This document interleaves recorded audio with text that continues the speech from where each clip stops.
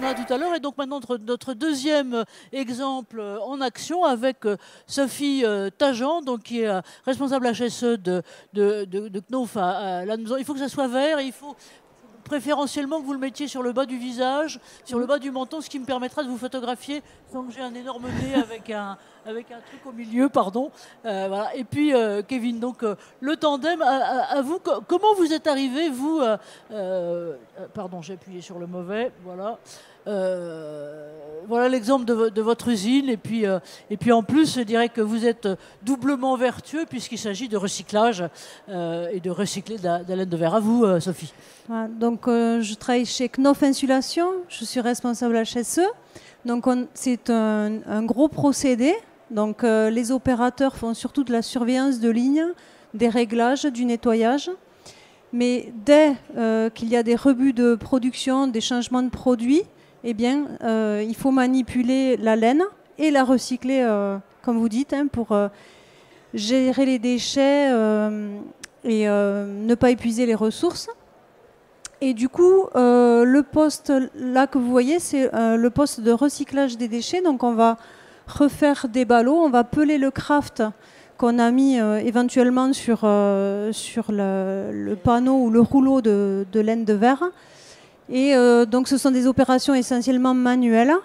Et donc quand je suis arrivée sur l'usine, ça faisait à peu près 10 ans qu'elle était en activité. Hein. C'est une usine neuve, 2010. Donc en 2020, le personnel avait 10 ans de travail au même poste, et du coup on commençait à avoir des douleurs, des TMS, et on se posait la question du coup de l'exosquelette. Sans grosse conviction, on s'est dit, bon, on a une entreprise à Tarbes à côté, c'est des jeunes, tout ça, on va voir ce qu'ils proposent. Donc on avait des postes en tête, et on a programmé une journée où on a voulu tester trois exosquelettes en fait. Le premier, alors on a convoqué tous les opérateurs potentiellement supposé le porter pour faire une petite présentation. Au départ, personne n'était trop convaincu. Et puis ensuite, on a testé sur un premier poste pour porter en fait les sacs entre la taille et les épaules. Donc c'était un exosquelette mécanique. Il n'a pas convaincu. Et on est allé le tester sur d'autres applications pour lever les rouleaux du sol jusqu'à la table, ou ces activités de pelage où du coup on a besoin de plus de mouvement, plus de polyvalence, et c'est là qu'on a testé l'exosquelette motorisé. Et là, un opérateur en particulier, Sébastien, qui... Je crois qu'il faut que vous piquiez celui de votre voisin parce que le verre défuncte de temps en temps. Bon. Qui n'était pas convaincu, il a tout de suite ressenti un soulagement. J'ai appris par après que lui, il avait aussi une pathologie. Et finalement, il l'a adopté. Il a été formé en tant que référent, puisqu'en fait, avec les TMS, il y a aussi ça peut venir aussi des risques psychosociaux et de la santé mentale. Et en fait, eux se considèrent la poubelle de l'usine. Et du coup, on a porté attention sur leur poste de travail. Sébastien a été mis référent, et du coup, en fait, il contamine petit à petit ses collègues. Aujourd'hui, on n'a qu'un seul exosquelette. Lui, il l'utilise depuis à peu près 6 mois. Il le porte toujours.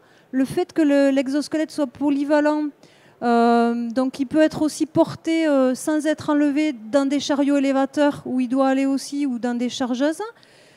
Du coup, ça ne lui pose pas de problème. Il le met le matin, enfin à 8h, plutôt à 5h, puisque c'est du 5-8. Il le met à 5h, il l'enlève à 13h. Et du coup, là, on est en train de voir pour l'étendre à d'autres collègues à lui. Voilà. Donc c'est expérimentation, expérimentation d'abord, expérimentation par l'exemple. Merci bien.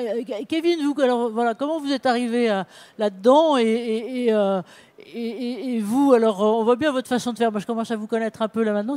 Il laisse faire, laisse venir très gentiment et l'autoconviction, comme disait Sophie, se crée. Voilà.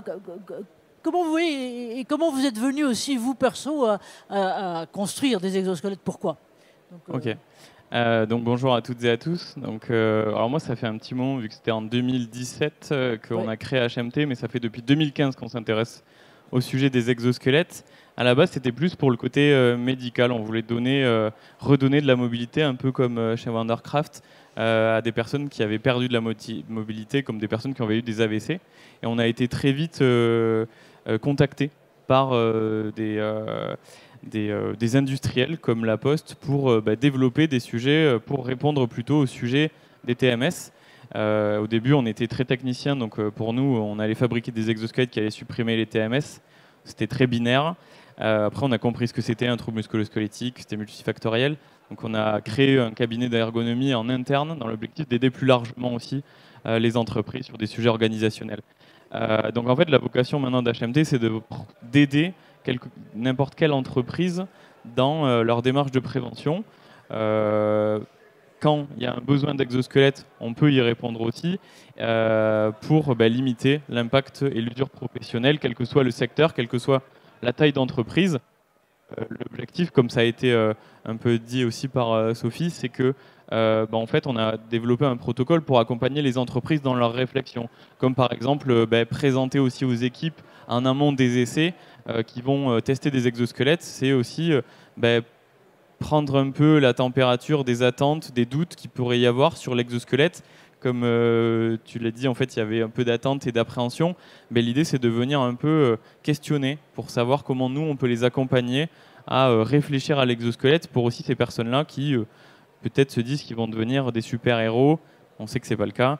Mais en tout cas, l'idée, c'est de les prendre en fait, dans un groupe projet pour les amener à réfléchir comment ça peut être utile pour eux dans leur métier. Merci. Effectivement, on voit bien ce qui court dans vos deux exemples, finalement, c'est l'importance de... Alors, pardon de jargonner, mais c'est quand même ça, l'intégration et le facteur humain, globalement, là, pour laisser mûrir les choses. Et ce qui est très, très symptomatique dans ce que vous disiez, Sophie, c'est qu'au début, personne n'était vraiment demandeur.